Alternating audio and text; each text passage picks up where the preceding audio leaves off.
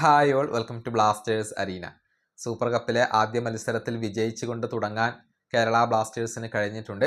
രാജസ്ഥാൻ യുണൈറ്റഡിനെ ഏകപക്ഷീയമായ ഒരു ഗോളിന് പരാജയപ്പെടുത്തിയപ്പോൾ അവിടെ രക്ഷകനായി മാറിയത് മറ്റാരുമല്ല, പുതിയ സ്ട്രൈക്കറായ കോൾഡോ ഒബിയേറ്റ തന്നെയാണ്.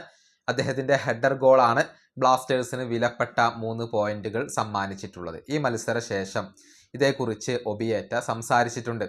അതായത് ഗോൾ നേടാൻ കഴിഞ്ഞതിൽ ഒരു സ്ട്രൈക്കർ എന്ന നിലക്ക് തനിക്ക് ഒരുപാട് കോൺഫിഡൻസ് ലഭിച്ചു എന്നാണ് ഇപ്പോൾ ഒബിയേറ്റ പറഞ്ഞിട്ടുള്ളത്. മാത്രമല്ല അവിടേക്ക് ട്രാവൽ ചെയ്തുകൊണ്ട് വന്ന ആരാധകരെ കുറിച്ചും ഇദ്ദേഹം സംസാരിച്ചിട്ടുണ്ട്. അവർക്ക് വിജയം നേടിക്കൊടുക്കാൻ കഴിഞ്ഞതിൽ താൻ ഹാപ്പിയാണ് എന്നാണ് അദ്ദേഹം പറഞ്ഞിട്ടുള്ളത്. കോൾഡോയുടെ വാക്കുകൾ ഇങ്ങനെയാണ്: മത്സരം ബുദ്ധിമുട്ടുള്ള ഒന്നായിരുന്നു, പക്ഷേ ഞങ്ങൾ നല്ല രീതിയിൽ തന്നെയാണ് സ്റ്റാർട്ട് ചെയ്തിട്ടുള്ളത്. ഗോൾ നേടാനുള്ള ചില അവസരങ്ങൾ ഞങ്ങൾ ഉണ്ടാക്കിയെടുത്തിരുന്നു, എന്നാൽ ഗോളുകൾ നേടാൻ കഴിഞ്ഞില്ല. യുവാൻ അവിടെ ക്രോസ് ചെയ്യുമെന്ന് എനിക്ക് അറിയാമായിരുന്നു, അതുകൊണ്ടാണ് ഞാൻ ബോക്സിൽ പിറകിലേക്ക് മാറിയത്.